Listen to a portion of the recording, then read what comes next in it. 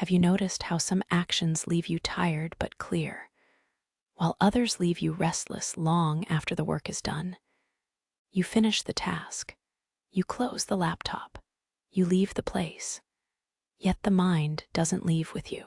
It replays conversations, it revisits decisions, it questions what could have been done differently. Nothing is actively happening anymore, but something keeps moving inside. This is what inner residue feels like. Not guilt exactly, not anxiety in a sharp sense, just a lingering weight. And most of us live with this weight so often that we stop noticing it. We assume it's normal. But occasionally, something different happens.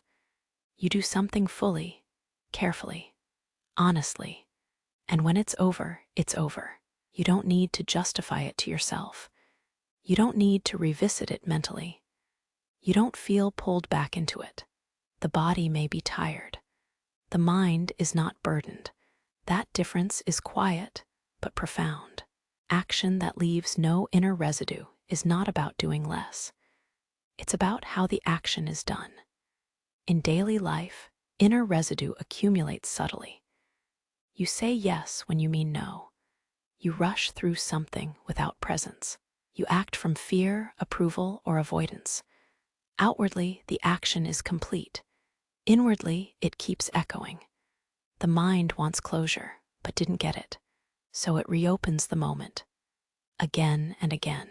This is why some days feel long even when nothing dramatic happens, not because of the amount of work, but because of the mental residue it leaves behind. Work that does not burden the mind has a different quality. It is not always enjoyable. It is not always successful, but it is clean. Clean does not mean perfect. It means undivided. When action is undivided, the mind does not need to revisit it. Nothing was withheld. Nothing was forced. You did what you could, as you could, in the moment you were in. And then you moved on. This sounds simple, but it is rare, because the mind often adds extra layers to action. Expectation, fear of judgment, desire for recognition, hope for control over results. These layers do not change the action itself. They change what remains afterward. The residue is not from work. It is from attachment during work. In the Geeta, action is never discussed as mere behavior. It is always connected to inner state. What matters is not only what is done, but how the doer stands while doing it. Arjuna's burden is not just the action ahead of him. It is the inner conflict carried into that action. That conflict is what exhausts him. Krishna does not promise an easier task. He points toward a different relationship with action, a way of acting that does not leave psychological traces. This is subtle, because most of us believe burden comes from difficulty, but burden more often comes from division. One part of you acts, another part resists, a third part imagines outcomes, so the action is split across time and identity. That split is what leaves residue. In daily work, you can feel this clearly. You complete something while doubting yourself. You send a message while worrying how it will be received. You take a decision while fearing future regret. Each of these actions is technically finished, but internally unfinished. The mind stays involved because the action was never fully owned. Action that leaves no inner residue is action that is fully inhabited. You are there while doing it, not lost in future consequences, not negotiating with fear, just present. This does not mean you stop caring about results. It means results are not dragged into the act itself. You plan beforehand. You reflect afterward. But during action, attention is singular. This singularity creates relief. The mind does not have to remember what it avoided, or what it hoped for, or what it feared. It only remembers that it showed up. In relationships, Inner residue is especially noticeable. You say something you don't fully mean. Later, it bothers you. You stay silent when honesty was needed. Later, the silence replays itself. You agree outwardly while resisting inwardly. Later, resentment accumulates. These are not communication problems.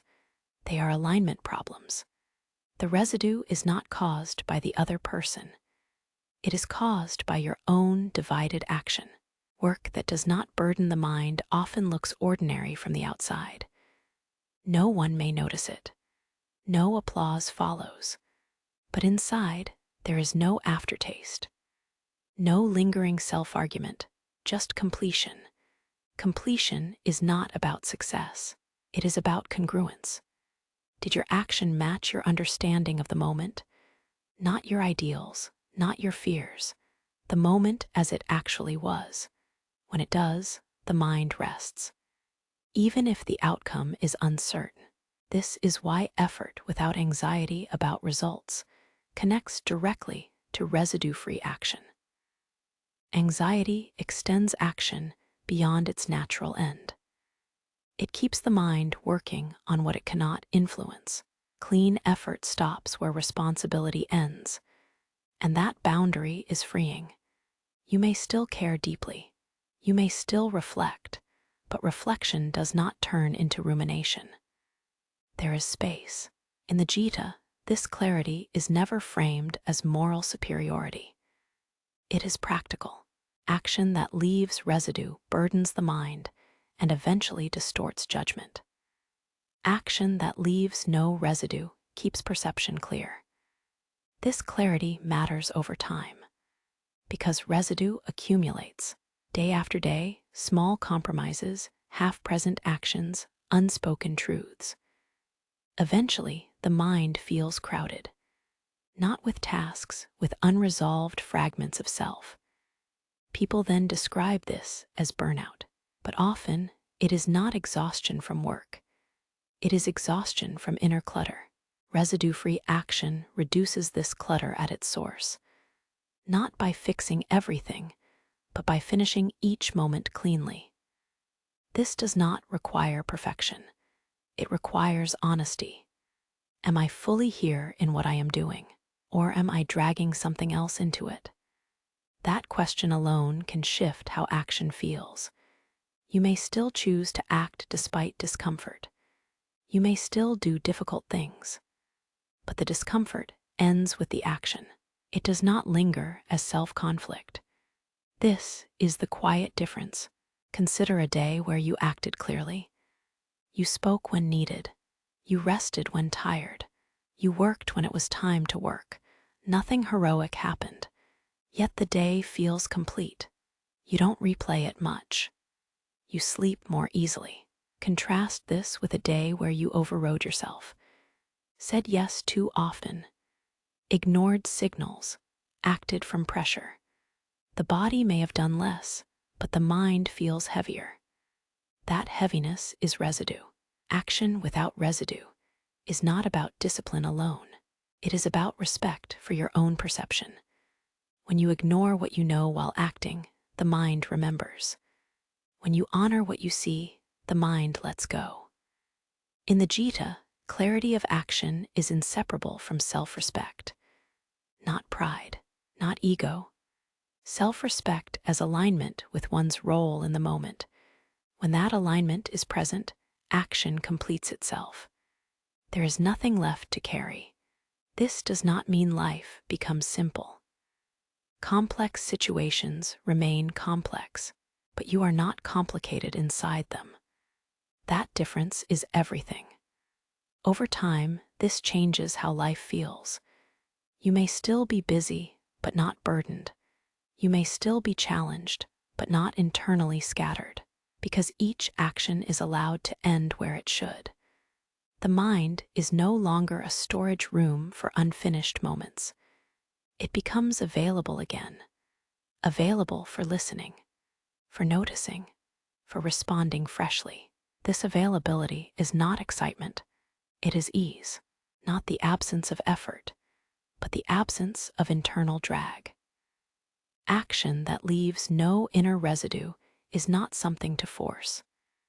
It emerges naturally when attention is honest and responsibility is clear. When you stop carrying outcomes into effort and stop carrying effort into identity. You act, you finish, you move on.